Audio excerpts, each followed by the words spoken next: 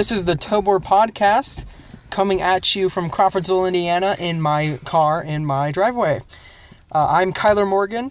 I'm the only one from Tobor in the podcast right now that was on Tobor last year. We also have Logan Vogler. Hi. Tayden Morgan. Yoo-hoo. And Ethan Fry. What? Who are on Tobor. And then we also have Chayton. Hello. Who is on Botman, which is another team from our school. Mm-hmm. So special guest. He's our special guest. So we just wanted to, this is our first podcast of the new season. Sadly, we couldn't bring all of Tobor on, but hopefully our special guest will make up for that.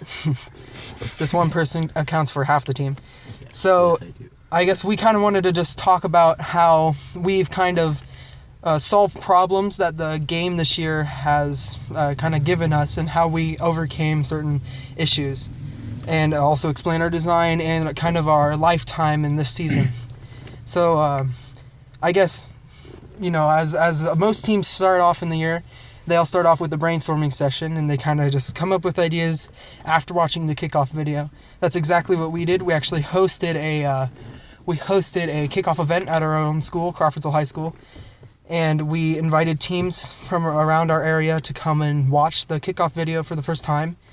And that was a pretty big success. We brainstormed a whole bunch, and we came up with ideas for the various elements on the field. Yeah. Right. We're still getting used to this. Yeah. That sounds about right. Our whole brainstorming session was documented. I think that was, we had only a couple days of brainstorming. And then after that, it got straight into the prototyping, then on like just some cardboard. Yeah, we used cardboard and basically created a size model of what we wanted our robot to look like and see if there would be any overlaps of parts and things like that. And also to see if the sizing was correct and all that. One of the things we started with this year that we haven't really been doing is one of our mentors, Mr. Wilcoxon, he gave us a deadline that the whole robot had to have been built 6 weeks from the start of our season, or about 6 weeks. Yeah, it was about. And basically, our first 4 weeks were dedicated to designing and prototyping on our team. And so on all the teams at our school, we all try to 3D model the robot before building. So we use Inventor. It's CAD software. I know most teams don't usually do that. That's pretty unique to our team. And it really actually helps us a lot. I recommend it if you know how to use the software. And there are plenty of tutorials online, and you can also ask other teams to help you with that. Although it is pretty time-consuming and pretty difficult. It is free for students. You can download it. You can download Inventor for free if you have any of the Autodesk programs. Or any of the Autodesk programs for free if you have a .edu email address. And you can pick that up at your school. If you go talk to your counselors, they can give you one.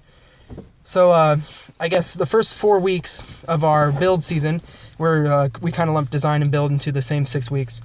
We all came up with prototypes, like I said. One of the prototypes, we started off by kind of giving ideas for a chassis, a frame for that, and also a manipulation for the glyphs, because we figured that the glyphs were one of the most important scoring elements on the field, so we wanted to make sure that we had a way of picking that up. We wanted to make sure it was integrated into our chassis, so we'd have the most effective block manipulation system that we could think of. Yeah, so we came up with different ideas. I remember one of my ideas, I guess I should preference that we all contributed into the design, and just the meeting after the kickoff, we were supposed to have come in individually and had our own designs and ideas written down on paper or drawn on a piece of paper. And then we kind of that was part of the brainstorming, but that gave us ideas for more designs or kind of a sense of what works and what doesn't work. And we prototyped all of the most logical ideas, or I guess not even that. We prototyped everything that we could and feasibly model or prototype. One of the ideas was I guess, Tayden, you came up with a pretty unique idea that we went on with for a little bit. Would you like to explain that? Yeah, it was a double bar linkage think is the technical term. It's Dual just bar. dual bar. Yeah. It's where the part that's stationary or on the robot has two or so, or like 2 or 4 bars. Pieces, is that what we say? Yeah, bars, and they'll always stay parallel. And on the end of those would be your hand grabber thing. Manipulator. Yeah, manipulator to grip the blocks. And instead of using like just one, you would use 2 so that the hand and the robot, like their surfaces are always parallel. That's important because you don't want to get the blocks all upside, or you want to make sure that they're aligned so that you can fit them in the crypto boxes nicely. We are assuming that if you're listening to this podcast, that you're probably aware of what the field is for this year, and you also understand the game mechanics. If you're not, I'd recommend going to the first website for FTC and looking at that field, because we're not going to cover that in this podcast. Just Could also link it. Yeah, we could link We'll it. put a link Maybe in they don't even know the the website. description. All right. So, not only did we come up with that idea, but we also came up with a couple ideas for the grip on, like, not only like moving the block, but also holding the block. Logan, he had a kind of idea with worm gears and other gears.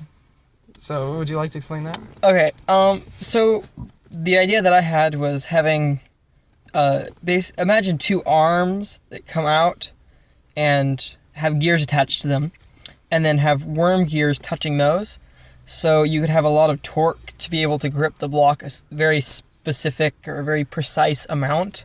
So you don't hurt the block, but you still grab it enough to not be jiggled loose. I just thought that'd be good for making our robot able to be as precise as possible.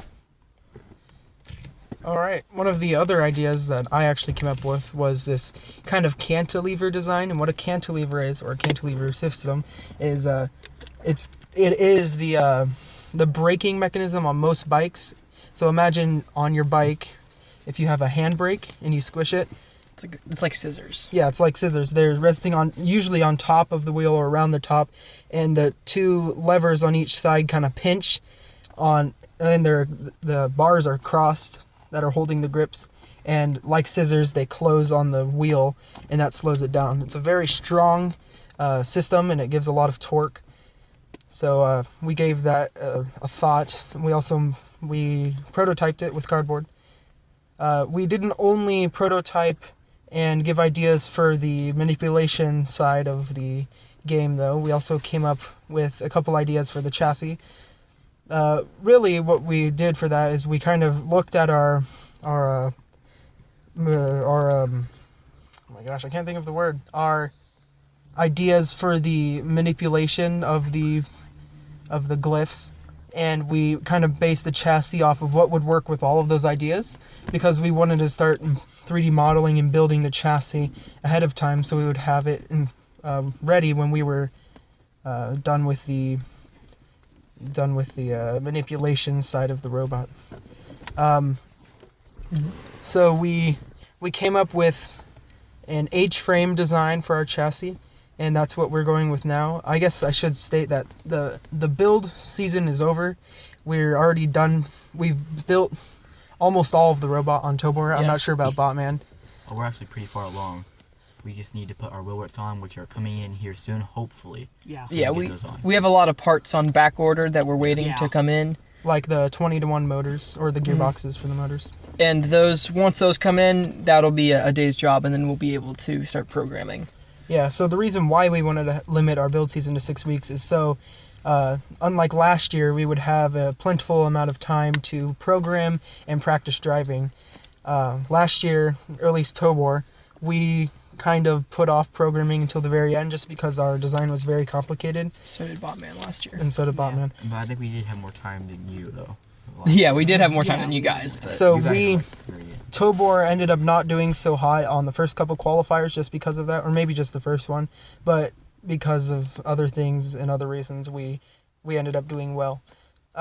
So I guess with those designs, we started, after we were done prototyping, we started kind of putting designs together with the chassis. As I stated, we went with an H-frame chassis, and we took the arm. We kind of were getting an idea of an arm, and then the clamp on the end of the arm, and we wanted to see what would work together, and that's why we prototyped. So we kind of put them together, and then on one of the meetings, we were watching a video of, I think it was Rev Robotics. They were using some of their parts to kind of tackle the situation with the glyphs. It's a situation now. They had 2 wheels on a kind of a U-frame that would like roll, and it would intake the block and it would hold it. And me and the 2 of the people that aren't here, Matt and Steven, they and I came up with an idea about having this thing that we came to call the Big Gulp. And essentially what that did is, instead of having to rotate 180 degrees to put the block inside of the crypto box, we just wanted to back forward and backward up against the mound of blocks and the crypto box without having to waste time spinning around. So there's an intake system in the back of the robot or the front. There really isn't a difference, or there is a difference, but it's not labeled as being different. Mm-hmm. So you would drive up to the block and it would take it in with the wheels, and then it would push it to the front of the robot where there would be a lift system, and that would lift it to different heights depending on which blocks you needed to place in the crypto box to fit the encryption. And that, we gave a lot of idea to that, and we ended up going with that even though we hadn't given it a whole bunch of time to kind of sink in and see if there were any issues with it. That was kind of foolish of us, because with the other design we had, there wasn't really anything wrong with it, but we could have done things better, and we already kind of had a sense of what was going on with it. And about a week into thinking that we were going to go with the Big Gulp design, we found a whole bunch of issues with powering the lift system at the end of the system. Said that twice. We ran into a whole bunch of problems, like I said, and it just wasn't going to end up working. So me and I think it was Steven, it was primarily me just when I was modeling, because I'm the head model or TG for our team. I was modeling that, and I came up with I guess I shouldn't say I came up with, it was our team, but I was kind of the head of the group that was doing that.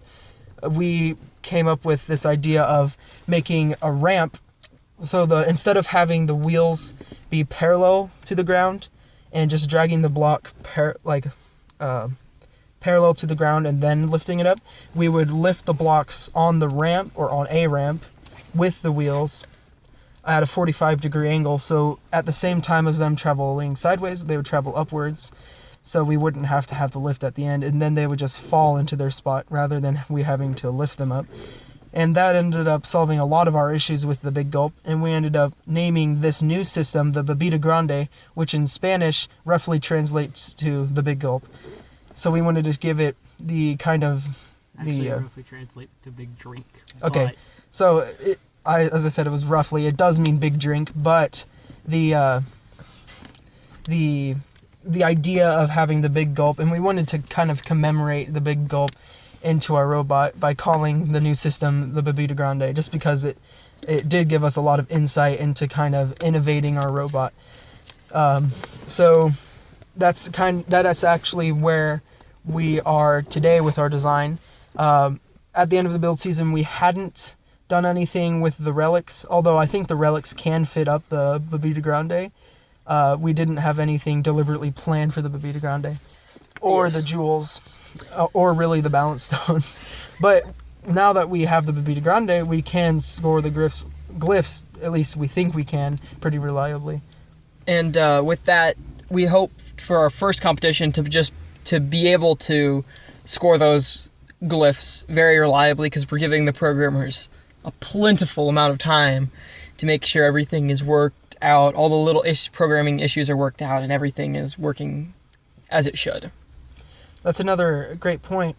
Also, with technical graphics, or TG, or even more specifically 3D modeling, we 3D model so we can foresee issues that we would run into physically later in our build. So I know with the Bebida Grande, it was originally going to be way outside of the 18-inch cubed box, but because we were 3D modeling it and stuff, we ended up not running into that issue at all physically, or at least for the most part. And so we kind of didn't really waste any time during our like physical building of the robot doing that. So that is, as I mentioned earlier, where we are today. We have our robot built. We took about like roughly 2.5 weeks building it, but we were still designing. We ended up carrying the designing section of the build period over for almost the full 6 weeks. We ended up getting an extra week because our fall break was in there, and we came in over fall break, which was, yeah, I felt like that was very wise. We got a lot done. But our modeling is, I'm pretty confident in saying our modeling's done until we're after our first competition, when we can start building and modeling again. We still need to add, like Logan said, the things that are on back order once they come in. And other than that, our robot is ready for competition, and other than wiring and programming. But we have plenty of time now that we limited ourselves to 6 weeks on the build. So now we have a special mention of Nucor. Nucor Steel, they sponsor us, and we want to give them commemoration and gratitude. We want to extend our gratitude to Nucor for sponsoring us. Yeah, thank you. Yeah, Nucor. Thanks for giving us money. Sponsors me too. Whoa. Also, thank you all of our other sponsors. Some of our other sponsors include Banjo, Hey, Terry. Scary, Good paint and body. what? Guild Paint and Auto. Little Paint Knob. Yep. Anybody? Yeah, so thank you very much to our sponsors. Yep. So now we kind of want to get into the kind of community outreach and what we've done up to this point and what we're going to do in the future. So What have we done? we haven't done much other than hosting the kickoff event. We haven't done much, but in a couple weeks we're going to go to our local Carnegie Museum. Our city converted the Carnegie Library into a Carnegie Museum because we ended up having to expand our library. And we're actually going to do a robotics presentation there on, is it National Robotics Day? I don't think it's national. It's November 11th. Yeah, November. It's November 11th. I think it's it's Robotics Day for the city. Wait, is that? I think November 11th's the scrimmage. Okay. Yeah, my So bad. it's the week after that. 18th. Yeah, the Yes, 18th. it's the That's 18th. We're going to present along with the other teams, or I guess there's only one other team at the high school for Crawfordsville this year, because we fused two teams together to make one. because there weren't a whole bunch of members. So our robotics team has about 30 members in it, but that wasn't enough to make 3 teams, or 3 like decent teams. We needed, there are a lot of rookies. Yeah. So we also, I guess, the middle school, the Crawfordsville Middle School Lego League is going to be attending that as well. And the North Montgomery, which is the northern school district for our county, they're going to be attending, the FTC team there. And the FLL team from North Ridge Robotics, they're going to be there as well. And really, it's just open for the entire community to come in to see what we do and why we do it. We know the And time. it's not only limited to our FTC robots. We have an FRC T-Shark launcher that we're thinking about bringing. We're not quite sure about logistics on that yet, but thinking about bringing that. There's some Vex robots that we were planning on bringing. There's just a lot of things, including our FTC adventure. Hey, do we know the times? I do not know that. I know it ends at 2. All right. I don't know Alright. when it ends or starts. It'll be, hopefully this will be on our website. We'll also link that in the description. If I remember, I may not remember. If you're wondering why we have a t-shirt launcher, it's because we don't always just sit there and because sometimes the season ends and we don't have anything to do. There's still time to do things, so we start doing stuff like building t-shirt launchers, things like that. At the end of the season last year, a few of the members stayed after and redid that whole T-shirt launcher. Man member. So that gives us recognition in our school. Yeah. That gives us recognition for our school and like kind of what robotics does, and hopefully gets people like excited to join robotics in the high school And we can use it at the football games. and Football basketball games. games too. But we need Whatever more games. T-shirts, guys. No. We're gonna go to our athletic director at some point, ask him, hey, we got this t-shirt launcher we can bring out. We just need a couple t-shirts to launch, and that's it. Oh, we and, like and socks. permission to actually bring it out there. Yeah. Why don't we just like socks? Who doesn't like Who wants socks at a Who football doesn't game or a want baseball Yeah, game? honestly, Or everyone not uses baseball. socks. Yeah. Yeah, everyone uses socks. I mean, All right, wrong, so back but- on track. Another reason why we have the Carnegie Museum kind of thing that we do, we have this pipeline that high school robotics, Crawfordsville High School Robotics has, and it is a pipeline. We get kids excited when they're young to join robotics because it is a growing industry. It starts off in Nicholson, which is our second grade through third grade school, and they get educated about robotics. They have a robotics team and stuff, and then the fourth and fifth grade school has that as well, Hoover Elementary, and that's not FIRST robotics, but I think it's like Vex IQ or something. I'm not quite Yeah. sure. Those, And then we have those elementary ones are relatively new. Like when I was going through elementary school, those weren't there. Yeah, they're Not at all. they're Like, new I'm this thinking- year, I They're think. Yeah, a couple of them, not Hoover- FLL, but No, Hoover- not the FLL, Vex but things are new. the Hoover Vex had a ones. robotics team last year, but Nicholson didn't. 4th and 5th grade is Hoover, and then Yeah, Nicholson is second through third. So yeah, that kind of gives us a pipeline for new members, so we don't run out of members. Because, as I said, robotics is a growing industry, and it's actually very helpful for learning skills that we will someday hopefully need to use in the workforce, and it'll give us an easier time to get hired and things like that. I guess in the upcoming future, as I said, we have Carnegie. We also have a scrimmage coming up, actually before the Carnegie, I'm pretty sure. Yes, it's a week before. Okay, it's a week before. We're planning on going up to Dyer, Indiana, Yeah. which is about 2.5 hours north of us. It's 2.5 hours north of us and about an hour and 15 minutes north of Lafayette. Hey, there might be another podcast. Yeah, there might be a podcast there. Hey, more podcasts, hopefully. We're hopefully going to improve the content in the podcast, but as more people graduate, less people know about it. I've only been one other podcast, Look at our iCloud. but there were 6 seniors last year on October that graduated. So It yeah. left our team as basically a new team. Well, it's not a new team. But not the old 4 of us Tobor. have been on Tobor before, but then like half the team is new to Tobor, but they're not new to robotics because we have multiple teams. Tobor, we kind of want people to be more experienced, and then brought up It's the onto senior Tobor team. because dedicated.